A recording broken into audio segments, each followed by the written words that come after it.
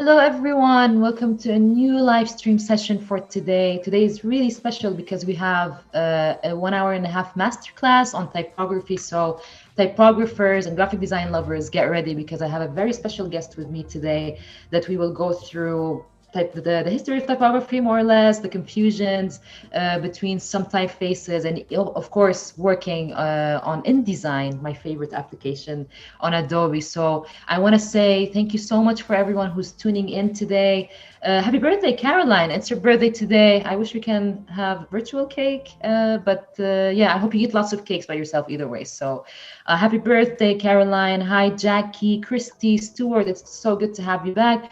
We have Mohammed, new viewer with us here. Anthony, Angus. I wish I can say hi to everyone, but of course, I will be catching up with you guys during the stream.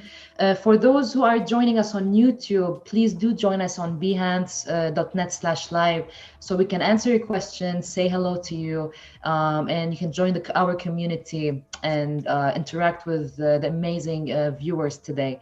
I want to remind everyone that we are live on Monday, Wednesday, and Friday. You will be able to check out the schedule in a few moments right here. Unfortunately, Tony Harmer, the amazing Tony Harmer, couldn't join us today. That's why I'm here, but he will be joining us next week for sure. And I will be also back with Gavin Strange this Friday. So get ready for all the questions to shout to Gavin this week. But most importantly, I would love to introduce my guest, the typography legend, I would like to call her, female boss lady, Raissa Pardini. Hi, Raissa. Hello, thanks so much for such a nice introduction. Of course. How are you? I'm good, thanks. I'm very excited to be here on Adobe, so thanks for having me. I've prepared a little history of typography, and then we will do some exercising on the InDesign. Is your favorite program, but also mine, which is great. That's probably the reason why they put us together. Yeah, I guess. I mean, the thing is, they have so many. It has so many new features that hopefully, we're gonna talk about it today. And the tools, like it just keeps getting better and better, and I can't wait to tackle these topics. And I know that we had Raissa. She's a former Adobe Live guest. But for those who are not familiar with her work just yet, do follow her on Instagram. She has this amazing portfolio full of colors and playfulness. And she is originally Italian, but based in Glasgow. So shout out for all our Glasgow fans who are watching us today. And she had clients such as Vans, Dr. Martens, Fred Perry, but her work is also recognized within the music community. You will be super familiar with her eye-catching graphics, and as soon as you see her posters and record covers, you will get the idea for that this is Raissa who worked on it. So yeah, Raissa, please, let's start with today's amazing masterclass. I know you have for us a small presentation to go through. Can't wait to learn all about it. Yeah, so we had the live last time, and it was more based on like the work on InDesign and giving the masterclass an hour and a half. I wanted to talk about a lot of different topics that confuse people in terms of giving a couple of facts about like the gender balance in typography, just like I talked a lot with students and I share their concerns, and it's great that Adobe gave us an hour and a half and we can talk about all of these things, and yeah. So this is like a good chance for the typography community, or just for people that just love typography, to understand a little bit more. If you are behind the scene or if you're just a type lover. So I think today's topic is called Make a Stand, and by talking a little bit about typography, we're going to understand what we could do to make some words and some letters standing, recognizable, and just appeal a bit better. So I prepare a little PDF that we can just follow together. Amazing. It should be on screen just now. Yes, we can see it. So I know that, you know, I mean, I personally have a strong passion in typography, and for the graphic designers out there also, like, I know it could be challenging to understand, you know, typefaces, and to kind of like understand the aspect of the type or the font you're going to be choosing for your work, and also like getting to know that there are no limitations in typography, because I know that you play a lot with the letters and the shapes even of the letters. So so yeah, please go ahead and let us know what is typography on eye. You know, it's very confusing for me as well. I don't say like I'm going to try to explain what is what, but then we know that in 2021 we got all of these programs and we can just play around with letters the way that we want, just to like define what is what, and then by saying that we can also forget about all the rules and make our own. But I think a little bit of history and kind of give us the tools to break the rules better. So I'm just gonna start. So as you say, I'm from Italy, and I'm based in Glasgow. I lived in London before Glasgow, and I lived in Berlin before London, and in Milan before Berlin. So I've been traveling around Europe, trying to work and trying to soak everyone's culture, because this is like the amazing thing that traveling is giving you. But I was born in a very small town by the west coast of Italy. I decided to go freelancer 2.5 years ago when I moved to Glasgow, and before I've been working for studios and companies, but never on my own. I had a break from design actually that made me think of either leave design or just give it another go, and doing, going solo, which I did, and it luckily worked out. So I specialized myself in the beautiful word of typography. I started to hold seminars, talk with students, do master classes like today. So yeah, I'm excited to see. Last time that we had the live, it was actually one of the first couple of months of lockdown, and we're still in lockdown. Yeah. So correct. It feels the same setup with me and my computer. But yeah, I'm gonna start talking a little bit about typography so we can see what I prepare for us. So what is typography? So we speak more than 7,000 languages today, and typography handles languages and their script. The first written language appeared around 3,200 before Christ in Egypt, India, and Iraq. The Latin alphabet is the most used script today. The English Latin has 26 letters, and basic Arab alphabets got 28. The first alphabet appeared around 800 before Christ in Greece. So the first alphabet was Greek. So what is typography is the art of arranging letter and text in a way that makes the copy legible, clear and visually appealing to the reader. The typography involves font style, appearance, old structure, and the main purpose of typography is to make it easier to read the text while we're writing it. Obviously now typography has got more to it. It's much more than just reading a text. A good typography can guide a user in the right way.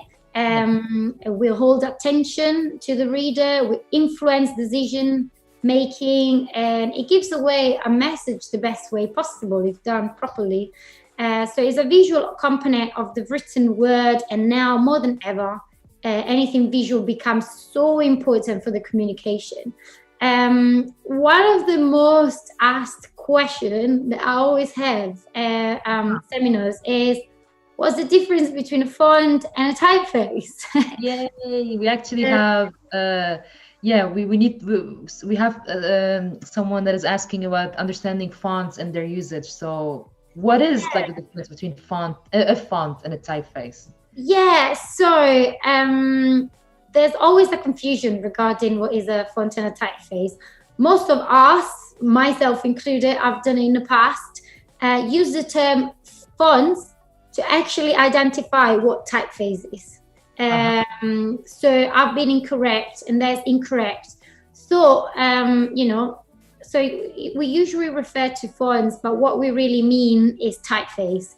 And the reason why we are wrong and we say it incorrectly is because in the digital world there's more fonts than typefaces right now. So it's easy to say, what's your font? So the typeface refer to a font family. I made this little design so we understand. So the typeface is the family, so it will be Helvetica. And the font is Helvetica Bold, Helvetica Italic, or like Helvetica Regular. So a typeface is a complete set of character with a common design ethos. But the typeface is made by a collection of fonts, which, as I say, are Italic, Bold, Ultra. So these are all fonts. Again, this is a technical guidance to terminology, but it's very common to be confused between the two. And I found myself using the word font referring to a typeface. Yeah, it's so confusing. Yeah, it doesn't matter most of the time, I think, as the difference between the two has roots in the history of printing more than in digital. But, if we want to know the difference, this is the difference between the two.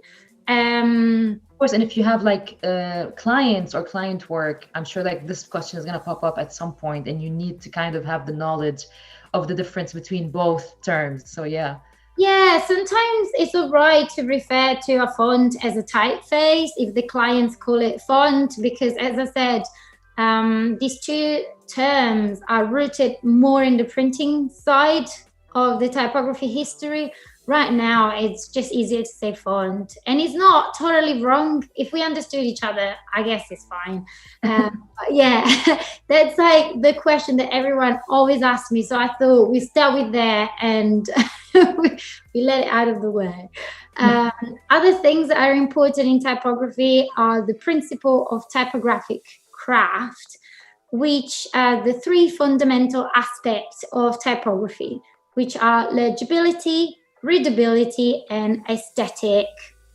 So legibility describes how easily individual character can be distinguished from one another. Is the quality of being decipherable and recognizable. Typographers are concerned with legibility as their job is to select the correct font of typeface to use. Readability refers to the text as a whole. So legibility and readability are very similar, but legibility is like, refers to individual words, whenever readability is a whole text, so we got things like justification, word spacing. So all of those choices that we make to a big text. Obviously, aesthetics talks for itself. It says more on the visual aspect. So choices of colors, their limitation. Example, shall I use 2 colors, or shall I add a third one? Shall I add a fourth one? So this limitation, to be honest, are very conventional. Sometimes in my poster, I've got so many different type of fonts and so many different colors, and somehow it works, So these kind of rules and limitations are there to give us something technically to look at when we need some inspiration. But, if our creativity flows and it goes towards a good point, then we'll just let it be. So another important thing is picking the right font and or typeface. Jonathan Alva, which is probably the most iconic typeface designer alive, has appeared in an episode about typeface design on a Netflix series called Abstract. I encourage you all to check that out because it's less than an hour and it's so well written and fun to watch. Even if you're not really into typography, the way that they talk about it is just really accessible. And yeah, it just shows. Totally. It's just and when you also learn about the artist behind all the creations, you also like you feel like very close to the artist. You feel like you are learning so much, not only about their work, but they're also like how they approach it and all the techniques they do. So I completely agree with you. It was actually one of my favorite episodes, and for those who can catch it, it's on Netflix, along many other designers. But yeah, that one specifically was about typography, and I just loved it completely. Yeah. Yeah, and typography and design sometimes don't show the designer's face. If you don't want to be recognized as an individual, but you want to be recognized for your work, it can be a place for shy people to just be like, no, I don't want to put my face out there. So sometimes it's a shame because we don't know who did that or who did that iconic typeface. And watching this episode was really fun because a lot of funds that we're using coming from him, and it's like, oh, not even this, like, how many things did he do in his life? It's amazing. But so I was saying that he was saying that that choosing a typeface is really like the feeling of not wanting to repeat yourself and try something new all the time. So it's almost like a puzzle. And I can't agree with him more because, there's a lot of consideration to put whenever you need to choose the right font of typeface. I believe that everyone's opinion is obviously very unique and personal. What can look good to me might not look good to you. So it's quite challenging to find the right typeface or a font for a project.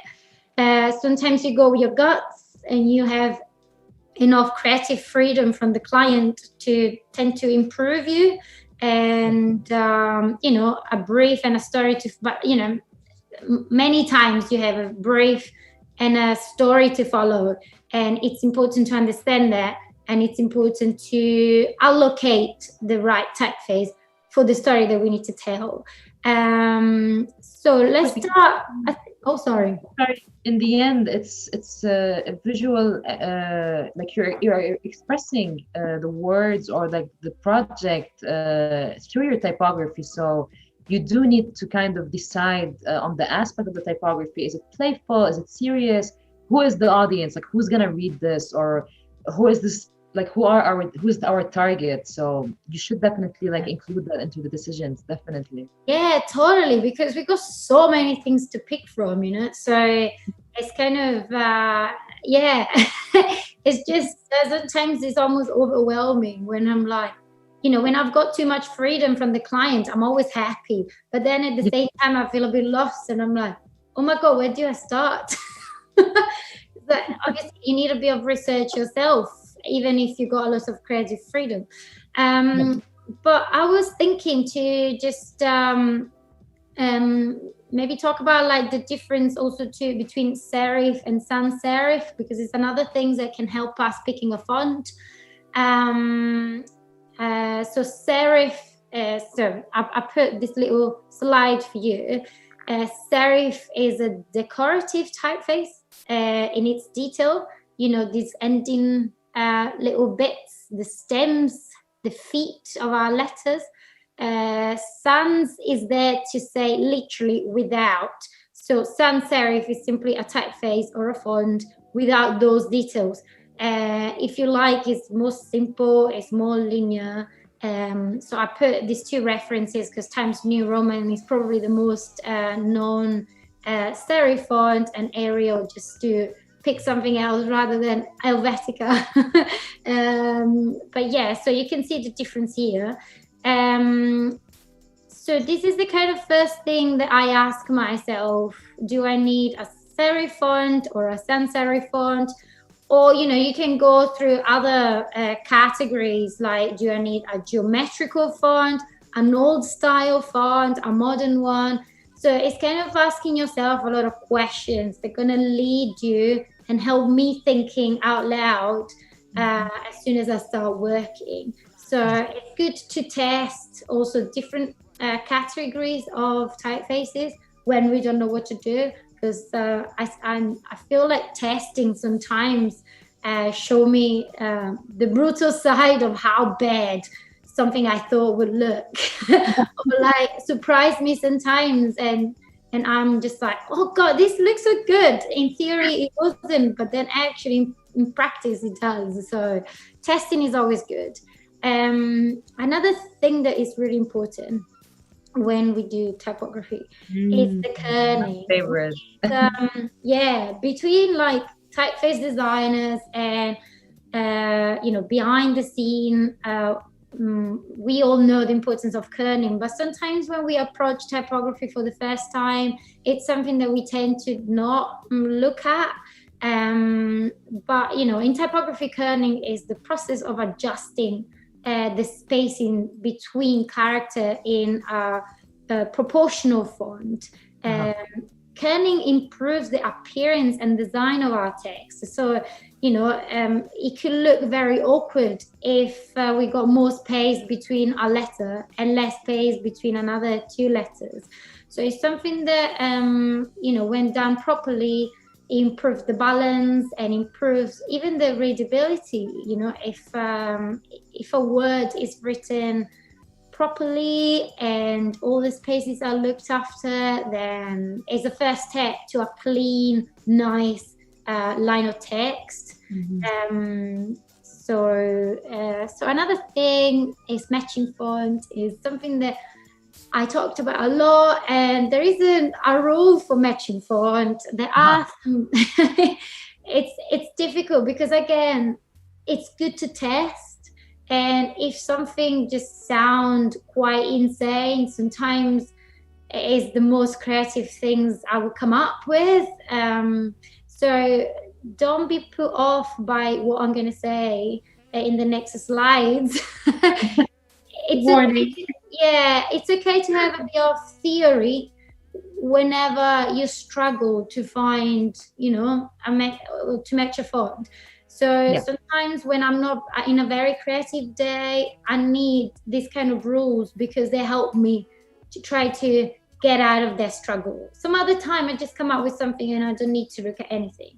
So these few rules help us for those days.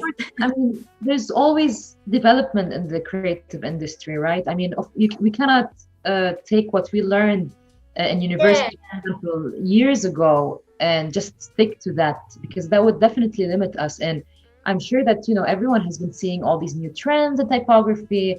And I know that there has been a lot of discussions on what is good design or what is the right design, which is honestly, us as creatives or designers, I don't think there should be any specific rules that applies to everyone. Each one, we have our own style. You have your amazing style, and I'm definitely agree that we should kind of like create our own rules that will match better with the project that we're working on.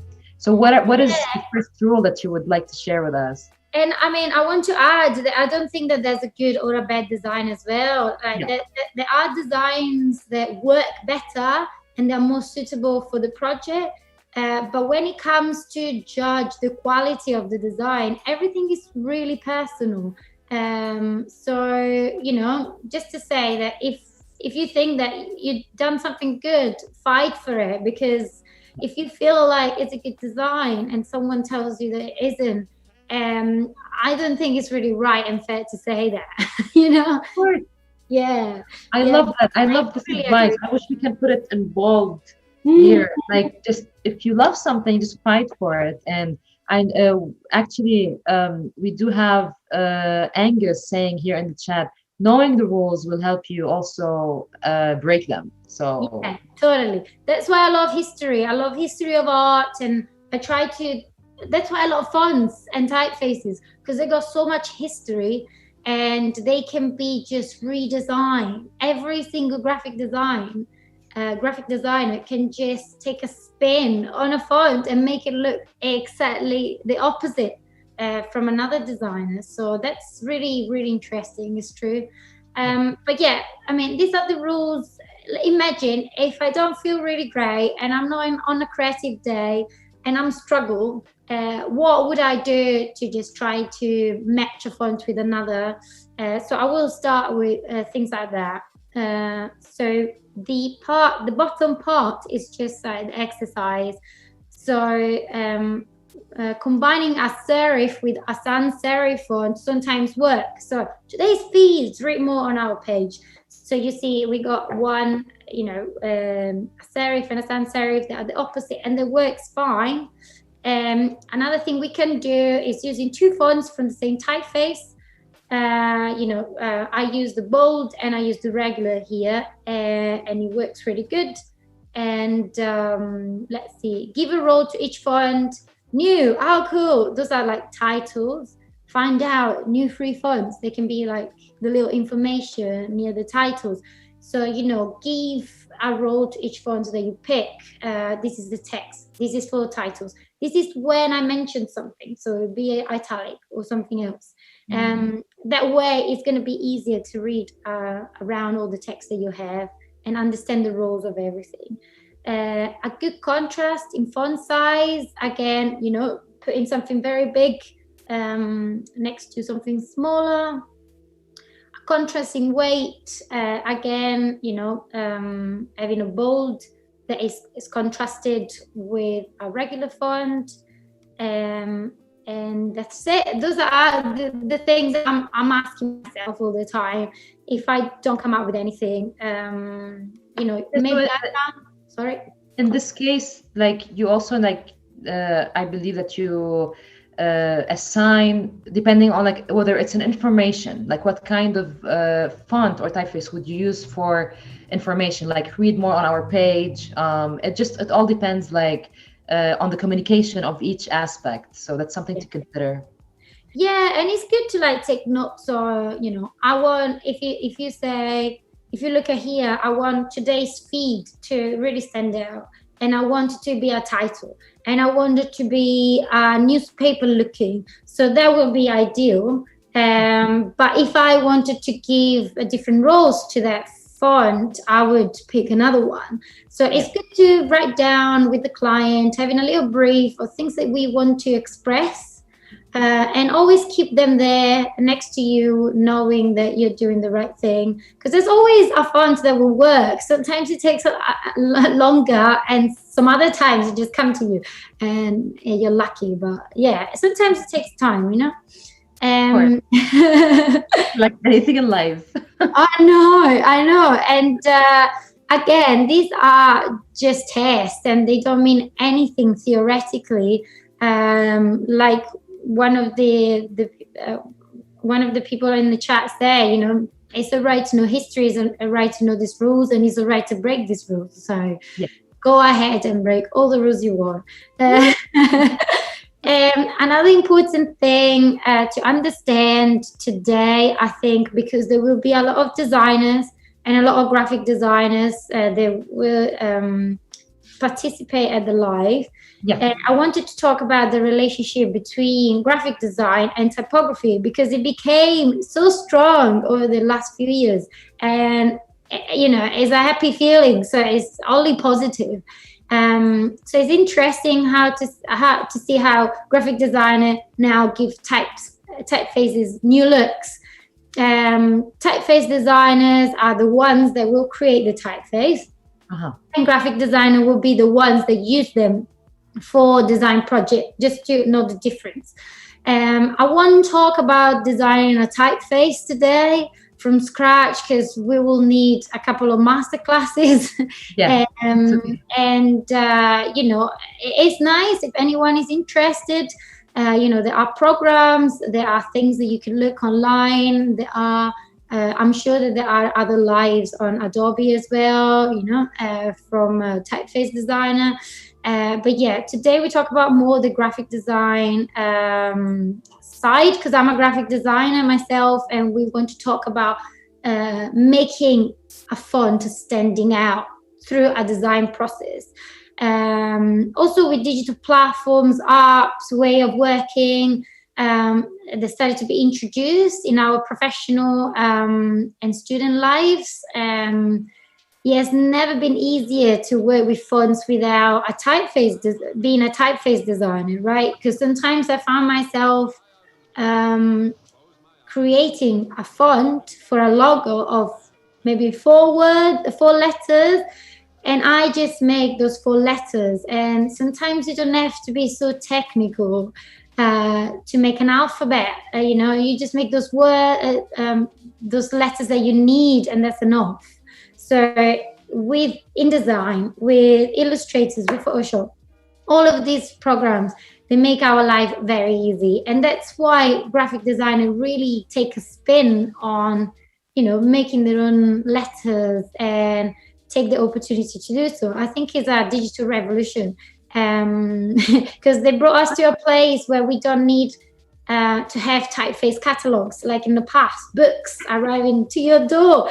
You just go on internet, Grab anything, yeah. I mean, it's smart. You just go on internet, you find a new type foundry, you find a new type designer, and you find a font you don't even know what the type designer is. You just buy it. You like it. Exactly. And there are all these new trends at the same time, with like typography that you don't even understand when you see it, but that's like cool to use. Yeah, exactly. But a lot of things a graphic designer have to deal every day with is probably text. Text is probably the most common element a graphic designer deal with every day. So, I always say the more you get into it, the more your eye is almost like training to see details. Exactly. On the typefaces, on the letters, what is the detail on on those words, how that letter comes out from the typeface. As you said, it's a digital revolution because even on Instagram, for instance, or social channels, you have to use the right typography or typeface for people to actually stop, see your post, spend their time like 3 to 5 seconds on it. So you really have to properly use it, and especially with the algorithm, the fonts that you are using on Instagram. Actually, Instagram has a lot of decision over that. Like it could either show it to the followers or not. So this is a revolution. It's how we have our perception of visual expression. Yeah, and finally, as we said at the very beginning, the text needs to be accessible and it needs to be read. So we need to always make sure that, if we want to do something very artistic with typography and make an artwork and sell posters out of those artworks, that's totally fine. But when it comes to read a text, we need to make it legible to be read. And it's important to always keep that in mind, because otherwise, clients will obviously ask you to do something different, and you spend a lot of time on the text. You're probably proud of what you've done so far, and then they're like, yeah, but you can't read it, and you're like, oh, you're right, I really love that font. So damn. So so those details, I think, the more you work with fonts, the more you work with text, it's almost coming natural after a while, because you develop an eye for things. But one thing a graphic designer sometimes doesn't understand is that it takes so long to make a typeface. And also clients don't understand this very much. Sometimes we design we design a bunch of letters for a project, or even half of an alphabet, and we think that is an alphabet, but it's far from being an alphabet, because it might not take a while to do those letters, but when you come to make an alphabet from A to Z, you have to make caps, lowercase, small caps, swashes. And then if it's a typeface, it will have to have an italic, a bold, and a bold italic. So, and then it goes. It lifts, right?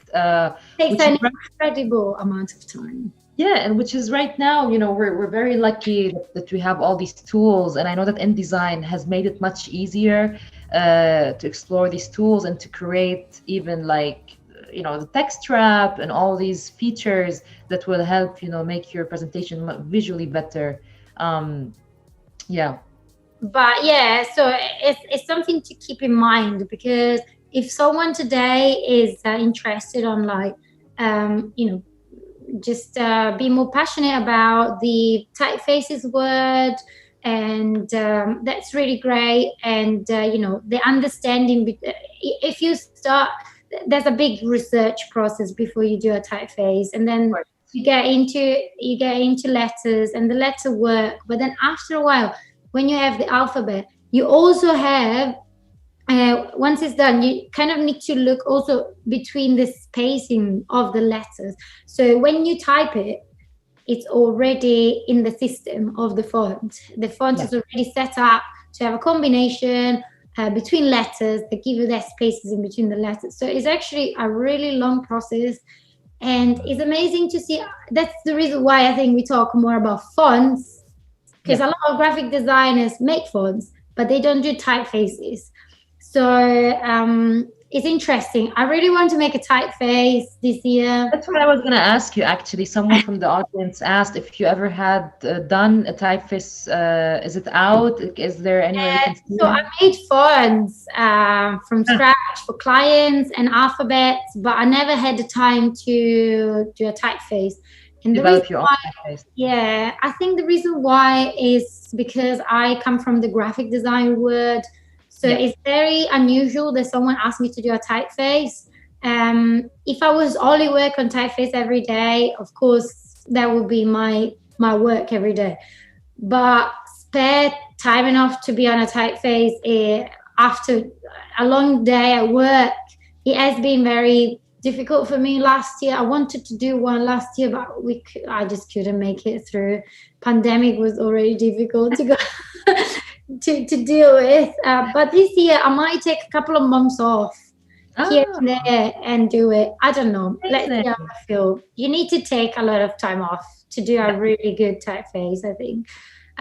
Let's see. Maybe it's going to lead me to more typeface work. I don't know. Yeah, I mean, this is like the beauty of being creative talent, no? Like you can just choose your way and just trust the process and see like if you will end up doing that or not, or just so many changes happening right now. Totally. I started to do more animation this year because, music, I'm working a lot with music and culture in general, and a lot of things I do are posters and things like that, static design. But people really needed animation this year to kind of push their message through social media and, music videos. So I started to do more animation. And I kind of like that you got this, as you said, if you're a designer and you want to explore something new, you throw yourself into some new skills, and that's it. It's actually exciting. And it's all right not to be too good at the very start, it's fine. Yeah, as long as like you keep on like experimenting and just not don't be too hard on yourself. It doesn't have to be right since the beginning. And I know that some of our audience here are asking about animation. I would like to announce that soon we will have a specific theme on that on our Adobe Live. So stay tuned. We're gonna be tackling animation as a theme. So as part of the movement. I'll definitely watch everything you're gonna do about animation, because sometimes you just need to see how people process it. There's a lot of animation going on with typography right now. And that's what I started to work with, kinetics and but they're different. At first, going from static to a sort of 3D mindset, it's just something completely different. Mostly if you go on Cinema 4D, the first time I was like, I don't know anything here. After Effects has that structure of Adobe. So if you work on other Adobe programs, you kind of get where you're going. But when Cinema 4D linked to After Effects, I started to work on the two. And Cinema 4D was just completely a different word because it's got that literally third dimension on the screen. So it needed to adapt, and I needed to be more flexible. But it's really, really interesting, I think. But yeah, so we talked about yeah. So are we gonna see some workflow? We're gonna be working on InDesign, right? Yeah, I just wanted to talk about what type Fundraise, because yes, of course, we did discuss that separately. I'm gonna drop a few names of type Fundraise that I use at the very end of our masterclass. But you know, sometimes when people, mostly at the beginning, they're like, "Where can I find fonts? What is it?" So you know, where do we find typefaces? So let's talk about how you find them online. And the most common way to find them is type Fundraise. There are so many type Fundraise in the world right now, and it's so easy to connect with them. You know, we don't need to have a catalog, as I say, that arrives at your house and is printed. But you know, you can reach out online, or they got most of them got Instagram accounts. Sometimes I find them through Instagram as well.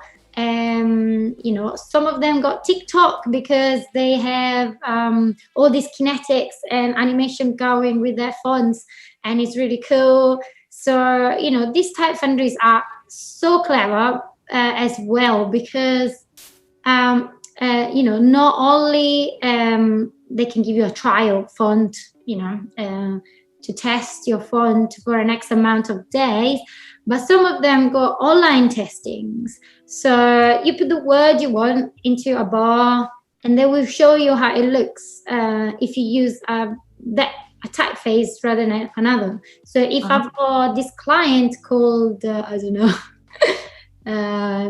Typography, I just put the name, I just put the word into the bar, and they show me how that typeface will make it look. So, and sometimes some of them has got different settings. You can put different kerning, you can put like a slant on it. So it's really cool. Some of them are really, really clever. Wow. So that's me for the first theoretical part.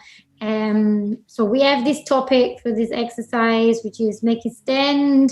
So everything I talked about so far should give you a basic understanding, I think, of how we could make something stand out with our typography, if using the right way. Again, there isn't a right or wrong depending on the context. There are a few technical rules. They are there for us to follow or not to follow. That won't make you a good or a bad designer. Of course. Yes. So we're working in design today, as we said. As InDesign is mine and Nathalie's favorite. I'm sure some of the audience too, hopefully. Yeah, and I mean, last time someone from the audience asked the difference between Illustrator and InDesign. Oh wow. That is like a masterclass by itself. yeah. But then at the same time, you know, if I mentioned it last time when we were with Tony, and they're very, very similar programs at the moment in terms of typography, in terms of what you can achieve in typography. They're very, very similar. But I started to work on InDesign when I was at uni, so a few years ago, where InDesign was the program we use for typography. So I guess that's the reason why it stuck with me. But maybe if I was to start today, if I found Illustrator a very suitable program for me, there's no limitation on what you could do on Illustrator as well. So my choice goes with my experience with this program. And I mean, unfortunately, I feel like, you know, back then, I'm talking like years ago, InDesign was always thought that, oh no, you only use InDesign for publications or for, but it's not really true, because right now you can use InDesign like you're doing right now by creating typography, by working, playing around with typefaces. There's just so many amazing tools right now that you cannot just say that, oh no, this is only for a specific type of project. No, I mean, and the beauty about it is that you can create something in Illustrator, put it back in InDesign, and vice versa. So Oh I yeah, think I never used only one program because the only thing that I found limiting is Photoshop for text. But then it's got this all amazing world of colors and texture. And so usually I work on InDesign or Illustrator to make my text, and then I go on Photoshop and I make the rest. Like I put volumes with colors, or I just put texture, or I apply a couple of filters here and there. I just make it a little bit better. So I wouldn't work on Photoshop for my initial text, just because I see it as a program of an amazing color and image treatment. But yeah, it's good to have them all and go from one to the other and get the best out of everything, for sure. of course, the more the better. Yeah, I know, right? Like, why do I have to use one when I can use more? So,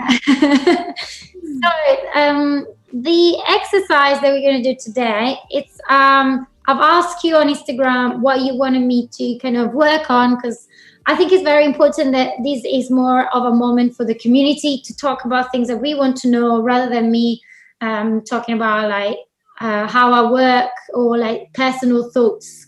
They are very personal, and they just so generous. It's so generous of you.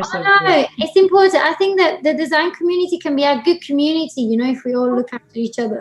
Yeah, of course. I mean, building a community is the most important thing when you are starting either starting or developing your career. So definitely their opinions, their feedback, their insights got to be part of it. And this is the thing. It's like I really want to I really love talking to students, and I really make sure that people know that my DMs on Instagrams are always open, because if anyone asks me what typeface I use, I've got no reason to just not sharing it, because the way I use that typeface, it would be probably different to how another person used the typeface. And I'm always there to share process, but at the same time, I do understand if anyone feels like they are into something and they don't want to share it. It's part of who we are, and we need to do things the way that we feel comfortable with. The only thing I need to say, because I've been seeing this going a lot during 2020, because a lot of people started to work on digital platforms, so we see a lot of the same thing. So it's important that if we take inspiration from something, there's no harm to share the inspiration source, and the designer would appreciate it more than find out that a design has been ripped off completely. And so if you take inspiration, it's good. But I always try to put the sources, because then you help the other designer as well to be, having to show that work. And it's important to have that relationship between every creative. So anyway, I'm talking a lot. Oh, this is the point, right? So one of the posters that it got picked the most, it was this one, because it's got different treatments of different fonts, the same fonts. It's got like different ways to use the same font, and in a way that is very simple. So we could have done it in like half an hour together today. And then again, it's got these very bold colors and these graphics that, sometimes when you have different platforms that you have to show your work, it's good to work with different graphical elements, because if we shrink it to square or landscape or another format, if you've got lots of different graphical elements, you can lose some if they are on your way on the square format, or you can add some more if you have a long one. So I always try to work this way when we got lots of different elements that we can lose or add. if we have different formats, just because, it's just nicer to have something bespoke. This font is a font that it was designed by Milton Glaser, which is one of my favorite artists. I actually got the book. I'm going to show you the first. I should have prepared this earlier. I should have prepared the page earlier, but I'm like, now I should show, because he did a lot of different typefaces, fonts. So again, a graphic designer that just like work on just one font version, and some of his typeface, oh God, I keep saying typefaces, you see, it's just difficult. So this is the font that he did. This was the first take of the font, and is the font we're going to use today. Milton Glaser is one of like the type legends that when you do study graphic design, or when you are in any kind of like bachelor degrees in university, they do teach you about Milton Glaser, because he is a legend, and he was one of the many talents that kind of broke the rule, right, of typography. Yeah, exactly. And again, like we said, you don't have to be just a typeface designer to use typography, or being a graphic designer to not doing a typeface. You can just go from a word to the other. And I think Milton Glaser really did that, from illustrations to fonts, and it just didn't stop his creativity at any point. So we're going to use this font of his for this exercise, because it goes really well with geometrical shapes. And so we are going to go on InDesign. So I've got the version in black and white, because obviously this was a poster that I've done before. So this is the black and white sort of structure, just to understand how we need to work. I'm going to open it up in my other computer so I can have a look, and we can start the exercise. So how long do you think, of course, it all depends on the artwork you're working on, but for instance, in this case, how long did it take you, between the decisions and between the experimentation, how long did it take you to do this artwork? I always allowed myself to have at least a day for a poster, just because I want to, if I don't like the font, I will have to test another one. If I don't like the color, I will have to test some more. Sometimes there's one part of the poster you don't like, and you don't know what to put there, so you have to make more research.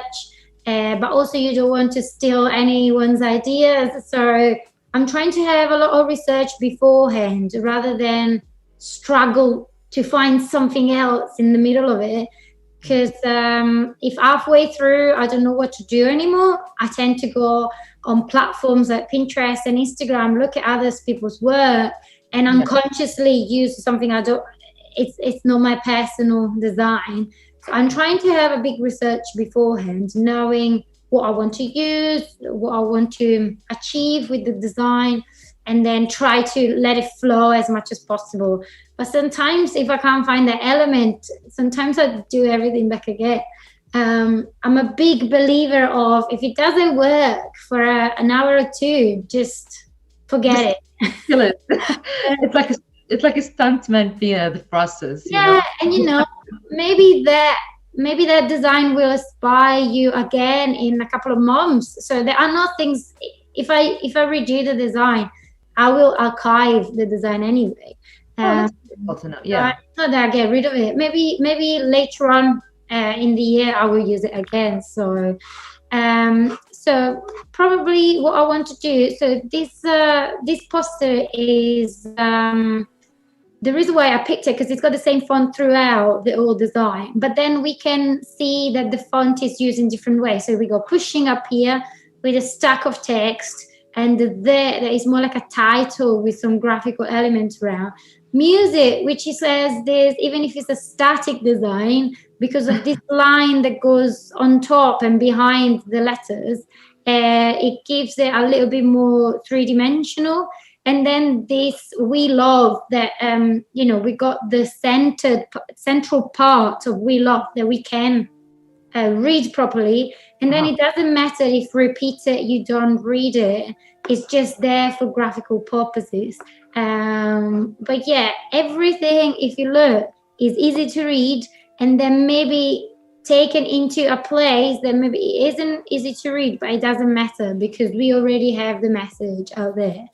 And in the end, your brain kind of like links all the words together, like automatically, especially with the application of the colors that you're using, which is kind of like another important aspect, right, of deciding the background of the colors, and so just to kind of, like you mentioned before, make it readable.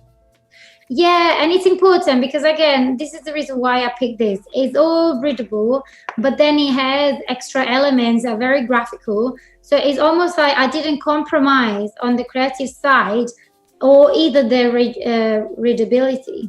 So it's an example of both are fine together. We just need to find a way to make it work for both ends. So I guess I'm just gonna go. So I created my file already on A3. I usually do A3 if it's a poster, but you can. I found myself working on A3 better on InDesign because you can just making it bigger because you only have graphical elements anytime you want. So not working on very big sizes, it flows better. So I wouldn't work on an 8.0 even if I have to work on an 8.0 size because the elements become too big and it's so slow. So an A3 size is always good, I think. So I'm just gonna write pushing. So last time we were doing the exercise and I wrote it in the wrong way. So we're not gonna do that again. Oh wow! Oh no! They told me that it was written in the wrong way, so I kind of edit it. So we're gonna push this in there. I can put the exercise there, so we can just see and compare them in black and white. So if I got it there. I'll put a white background so I can see it better. Maybe I'll put it on the other side because I've got more space. I love how, like, you can have your artboard, but then you can also create your own mood board around you, and sometimes it can just like have so many references around. And I love it. I have to always remind myself that if I send the artwork files to clients at the end of a project, to clean my whole outside board of things I said or notes that I took. And so, yeah, you're so right. So the first thing that I noticed on the pushing here is that the spacing between the letter is the same. So if you look here between P and U, U and S and H, you got way more space than in the other half of the word. So we can go click in the middle of the letters, and if you do Option and the arrow right or left, see, like if I go right, it will do this. If I go left, it will do this. So it's a trick on the keyboard to just kind of. Or you can do it like manually, which is manually. Yeah, of course. But of course, the shortcut is always easier. Yeah, you can do manually, but you have to select the letter beforehand. So if I want the space here, I have to select this letter, and you just go here at the kerning. But sometimes, because the kerning goes by 10th, so sometimes I want just a little touch that I can do with my little arrow technique. You could also like select 2 letters as well, right? To just focus on the kerning between these 2 letters and not just the letter according to the rest of the letters. Yeah, totally, exactly. Yeah, sometimes only one letter, some other times are like two letters. So, and this is pretty normal. Don't feel like you've downloaded the wrong typeface if it Exactly. happens, because it happens all the time. Mostly if they are fonts and not typefaces. So they're just like, alphabet made out of just letters. This is just capital, in fact. There's only one version. Uh-huh. So what I noticed, so I'm going to stretch it I'm just going to use this little frame that I have here. But as we noticed, the little frame is a little bit smaller. So if you want the frame and the margin to be different, you can go on the layout and just change it on the margin. So the margin will be this space all around. And obviously there's top, bottom, left and right. I might just put 5mm. If you want to lock the 5mm to all of that, you just type 5 here and then you lock it and it goes everywhere else. So now I've got 5mm border everywhere. It will help me to kind of have my graphical element all the same. So we do have a question here from Catherine. While you're working on your process, she's asking if you outline your fonts while you're working, and do you save them for later as an original file? Is that something you consider? What do you mean? If I create some letters, do I outline, like if out of a font that is already exists, like do you play around, outline it, and then, well, obviously you cannot play around until you outline the font, because otherwise it's not like you cannot edit it. But do you outline the fonts that you create? Yeah. I try to do it all the time because it's just easier. And also outlining the fonts is very important, because every time that you send, it's like one of the latest thing that I look when a final design is made, is that everything is outlined, because some people don't own those typefaces, and sometimes preview of PDFs, they just turn the typeface into another one because they don't recognize it. If you outline everything, everything's going to become an object, so it won't just be a text anymore. And then sometimes some people don't, you can't just share the license for your fonts with clients unless, they are keen to own the license. So whenever you share open file with them, you just share the file as an object and they don't need the typeface, basically. I do it I can do it just now.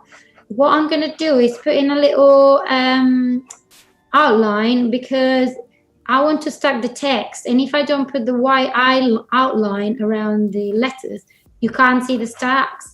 So even if I put a little outline right now, you won't see it, but then you will see it once I stack the text. So see, if I do this and I bring it, oh no, it didn't do it. Where is it? Where is my outline? Because it did it in black. So sorry. White. Okay, so see, if I do this and I bring it down, then you can still see it. One thing I want to do is probably, now that I see these two words together, I want to do my outline a little bit thicker, just so it's more noticeable. One thing I do usually, I don't really use, if you look at the corners of the lines, they're quite sharp. It's not really my aesthetic. I like things to be more smooth and curvy.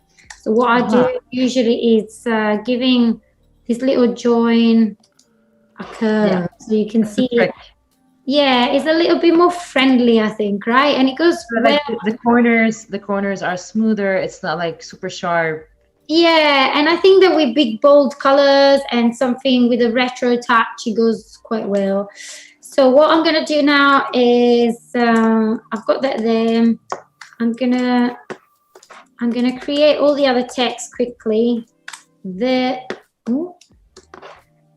So if you double click on the corner, the text box goes and adjusts to the text.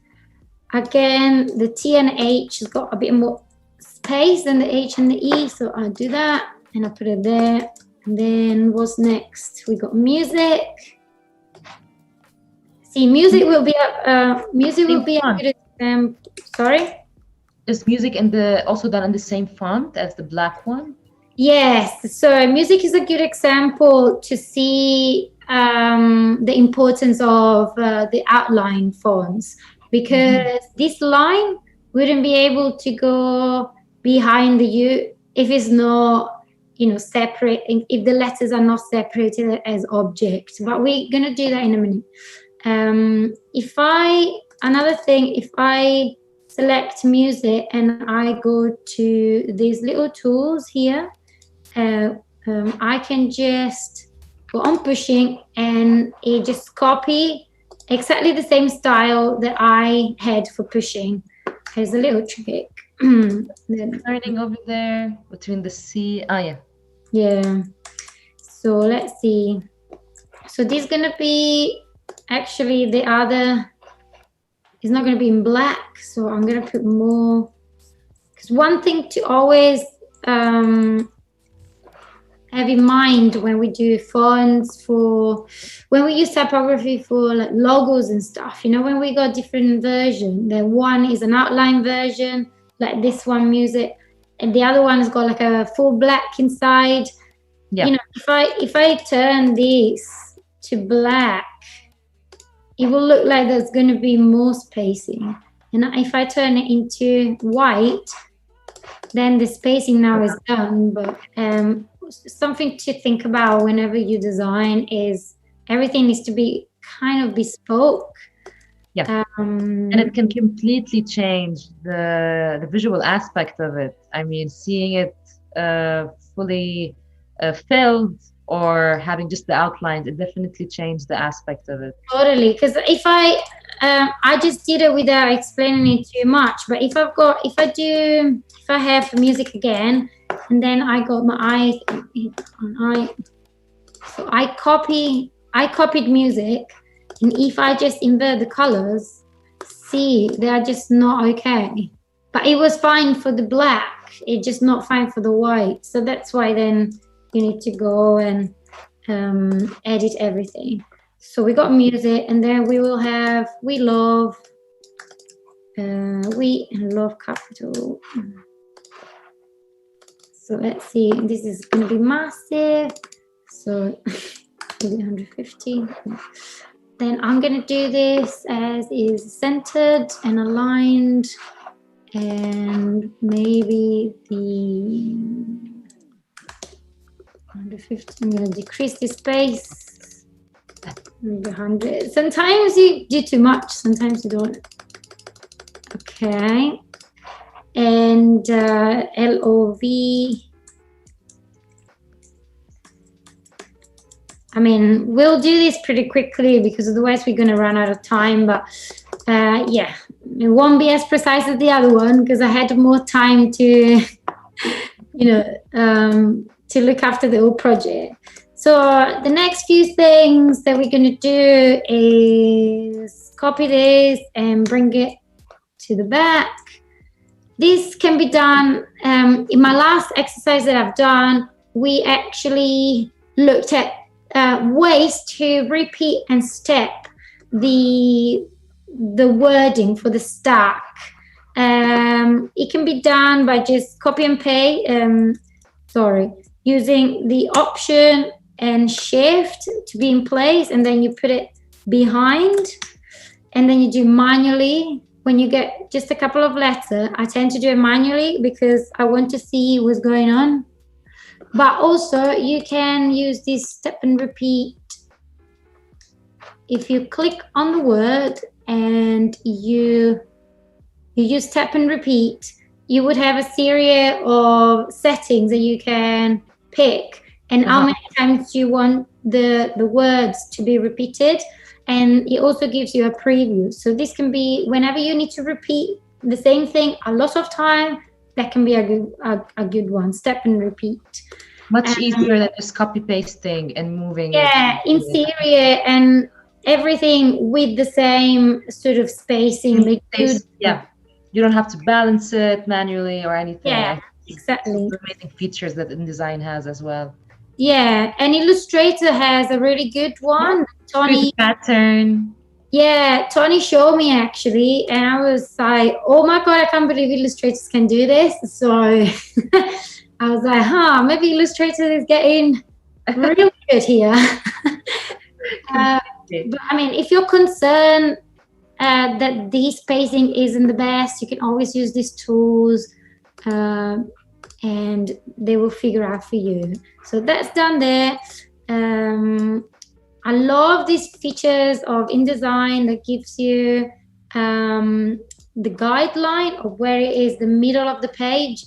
Yeah. And that's usually shown in purple. So in a second, you'll see like this purple little line that tells me that if I release my object, it will be straight in the middle. And you can do it on the other side of the page as well, like here. So just a reminder for those who do not have it activated, they can go to window and activate like the guidelines over there in order to see these lines. Exactly. It's all on the guidelines, and you can put it sometimes if you want to go free, you don't want to see any guidelines because you're like, don't always tell me what to do. So that's why it's good to turn it off and turn it on as you please. So that's good. But see, even now it tells I did this little oval shape and it told me that this was the center. But, you know, sometimes these look like the center. They are sometimes, you know, there are some optical rules that don't apply to technical rules. So I think if I moved it there a little bit on the right, it would be actually better, even if it's not technically. It's not like technically correct. So it's probably because this E has a lot of space at the top and not much space at the bottom. So that's why if you shift it a little bit on the right, this space becomes smaller. So that's why, I don't know, I feel like it might be because of that. Okay, so we got the music. Okay, so for the music, I'm going to show you if I make an outline of this. It will sorry, I did it with a shortcut, but you can do from, let me see, create outlines here. It doesn't show me the option because I just done it, so it's in gray. Yeah. You know, if it's available, it will be in black. So that's the action. So the action, copy the text into another text that is an object. So if we actually look, there's two separated music right now, and the one in the back is still my text, and the one in the front is an object. So what I usually do is maybe put the text on the side in case I do something with this one and I mess it up. So it's like I've got a copy of the real text on the side in case I mess anything up with the object. What is important to do when you make an object is to separate the letters, because these letters are not separated individually just yet. And I do that so you ungroup, Control Alt G, you ungroup, and then you do Command Option Alt 8, which is I do a lot of things with shortcut. I think it should be somewhere. Should be somewhere here, isn't it? What was the action? The shortcut for which action? So it was Command Option Alt 8.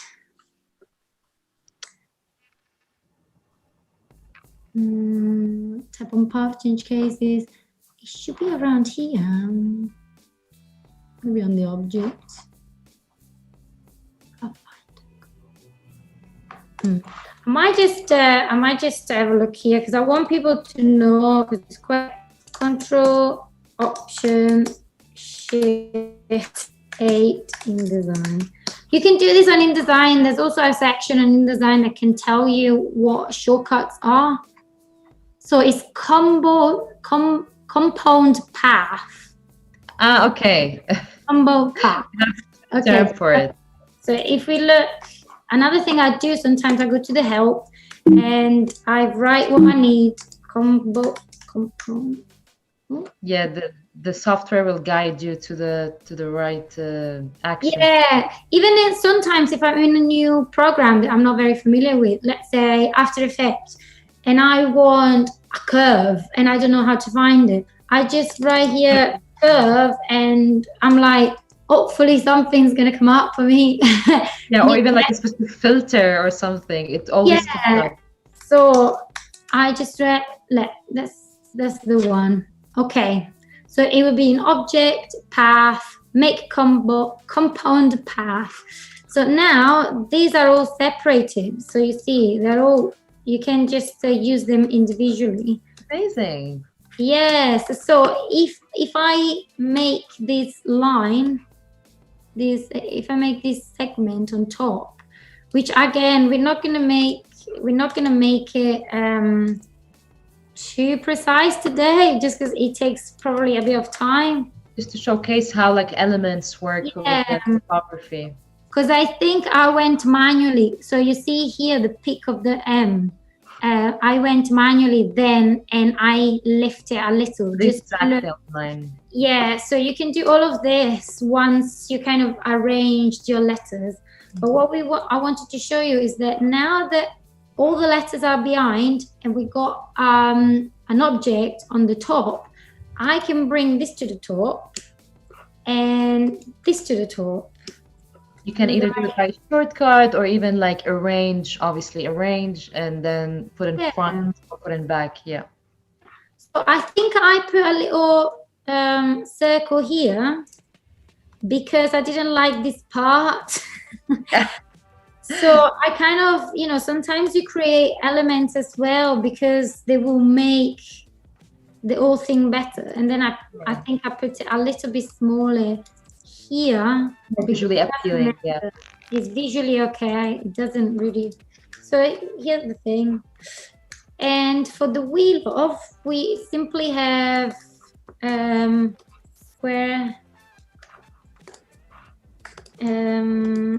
The square needs to be filled with color, otherwise it won't be possible to make object to stand on top or behind.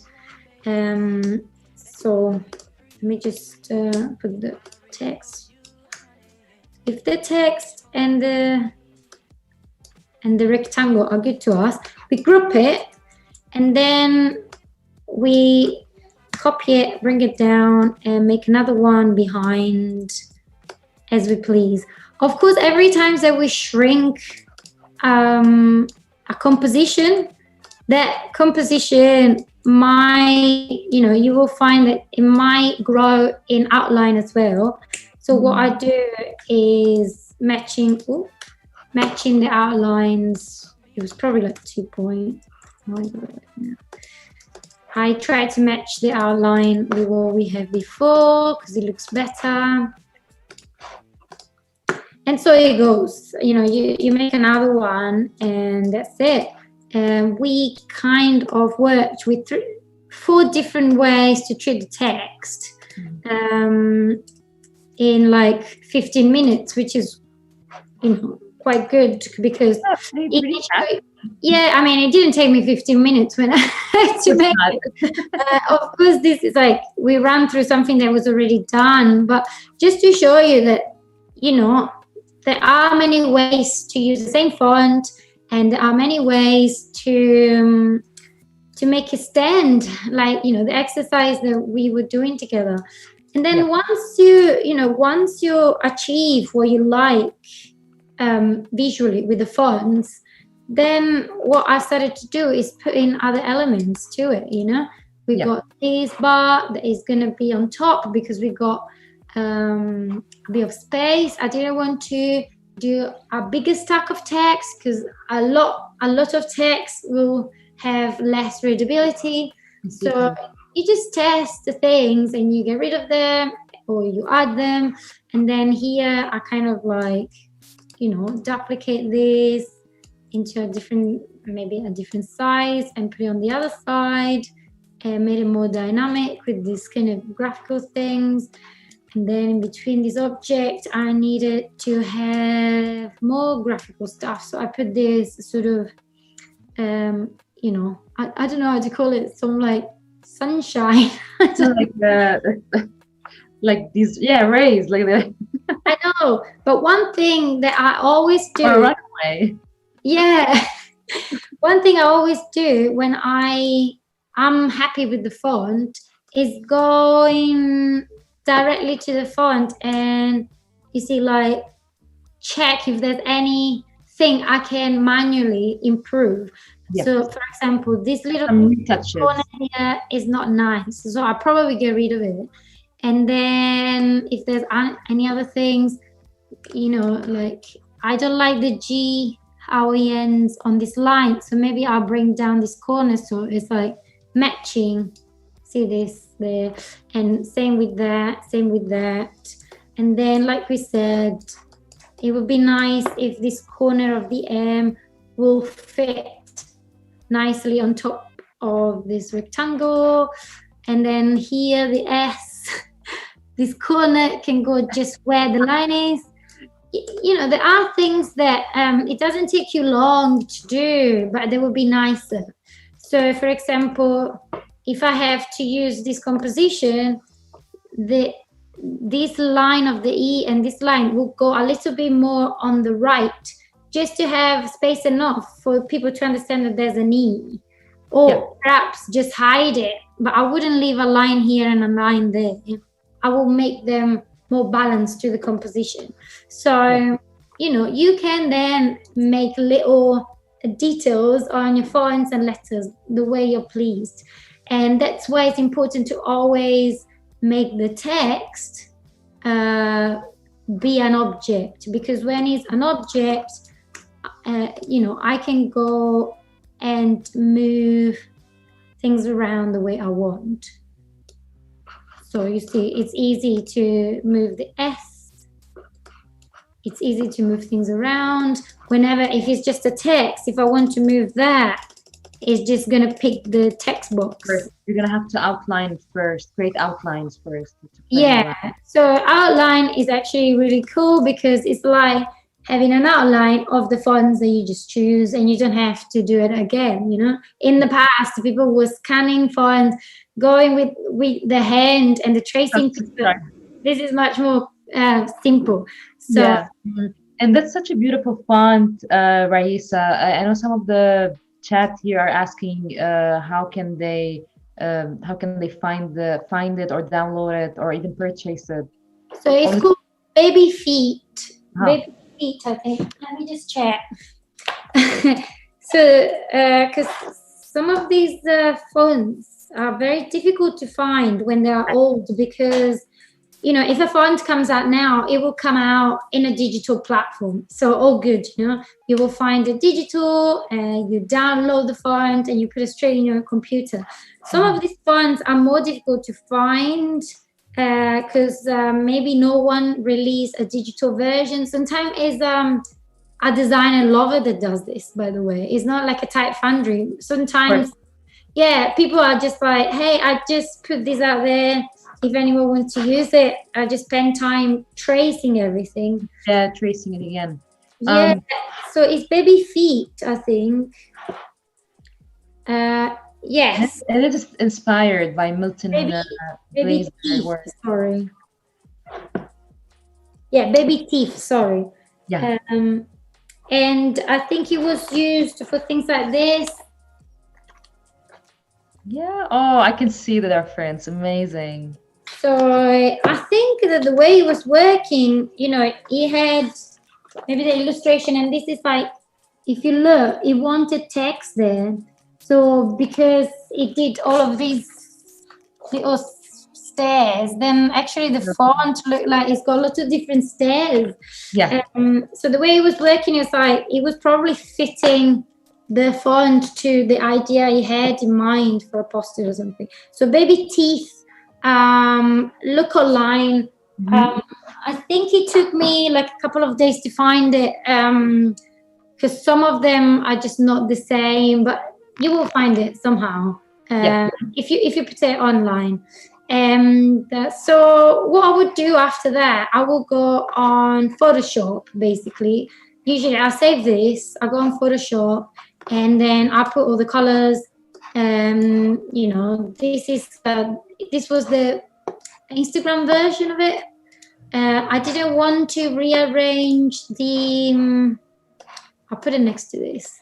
I didn't want to rearrange the composition because I thought that it was important to show the poster size. You know, sometimes as long as people are like, no, I want to, you know, adapt the design to a square or a banner, it's also important to understand that something doesn't work as good if taken into a different format. So I just kind of came up with this sort of you know, dynamic background instead, and I thought it was better than readjusting everything. So you know, I mean, in presentation as well, you can go a little bit crazy. You can put a background that is quite unusual. If you need to adapt a poster to a square, you can get creative that way as well. But if you feel like you don't want to change it because it looks good on poster, just don't change it. Find another way to just share it. So this was our exercise on InDesign. I know, like I wish we had more time to discuss, you know, the selection of colors. I know there was so many things to discuss today, but I'm so happy that we were able to show to our audience. No worry, of course. And I mean, there are a couple of things, if I've got a little bit of time, I would like to introduce, but I don't know if we have.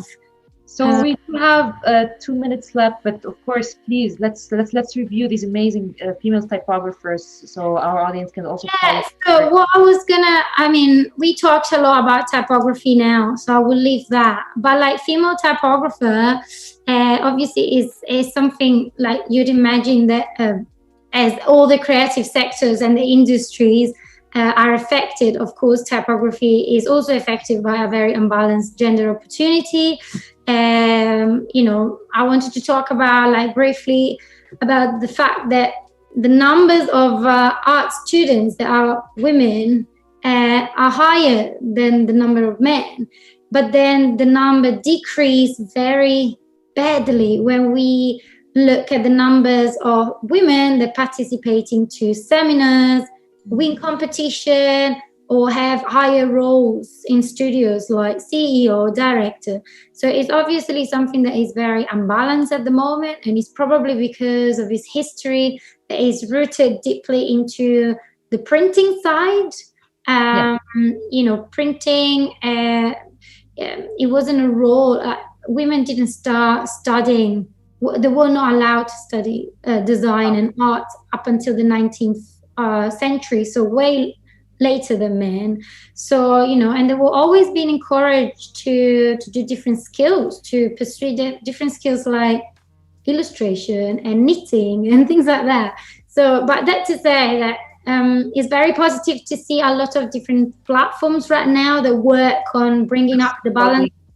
Yes, so I wanted to mention FemType, Badass, Liber Font, Type Equality, and Alphabets being really great. And then I wanted to also give you, because a lot of people ask me if I am inspired by different artists. So I put together a list of people that you can follow on Instagram if you like. And, you know, Jasmina, Carmen, and Laura for their very amazing use of typography. Morgan is a really great typeface designer. Jack Farmer is a really great kinetic, animator. So it just takes this type and blow them in a great animation.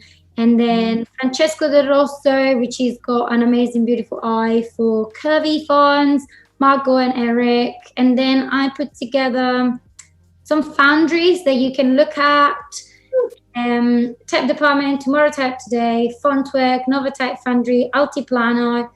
Also, we got a very own font, group font, which is a project that I did last year with 36 different artists from all around the world that did a different letter. And we raised money for different things and foundations like Black Lives Matter, COVID-19 research, the Lebanese funds. So 100% of the money made between all of us doing the fund will go to charity. And Collectivo and like.pl, Collectivo is an open source type foundry, so everything is free. And like I just read the other day that they give away free funds to students. So don't worry if you're not in a financial position to buy funds. There are open sources, type foundries and other platforms around the internet that you can download things for free, maybe with a little donation or something. So that's it. That's me. Thank you so much. That was so helpful. Thank you so much for sharing these amazing artists and the references for all those who are either starting in their career or like they want to explore new fonts. I always believe that like we said earlier, your community is very important, so support as many artists as you can. It's free of charge, you can even collaborate with them. So shout out for all the typographers out there, and even of course the female typographers. I know. Who are like making it, even though like you mentioned earlier, that was kind of impossible to see, but here we are. Yeah, and I mean, social media can be a big pressure on us, but then this is the way that I found a lot of different artists. So follow them, message them, even if you don't really have a reason, just to say I like your work. It's really good, and so support each other that way is really good. But also, if someone did something that you didn't agree to, open a conversation, and just to say as well, please let me know if you need anything. I always end my talks saying that I'm always available for anything. If anyone's got any question or wants to, just know a little bit more about something. Thank you so much, Raissa. It has been absolutely wonderful to have you here. I learned so much, and I'm sure the audience have learned so much from these amazing InDesign tools that you have been using in your process. I want to thank everyone who joined us today. The chat was super busy, and I was just so happy to see new people joining in, and like your feedback is important to us and for the Adobe Life team. So thank you so much for being there with us. And of course, you could still join the conversation on Discord channel. And please remember that we are live on Monday, Monday. My brain dead. Monday, Wednesday, Friday. I will be back this Friday with Gavin Strange, an amazing guest who will be finding positivity together, talking about 2021, being a father in the creative industry, and all these amazing things. So thank you so much, Raissa, again. Looking forward to seeing you again on the stream in the future. Thanks again. Oh, thank you so much, and I hope everything's going to be good and we can all meet soon somewhere somehow. Thank you, everyone. Virtual hugs. Bye. Bye-bye.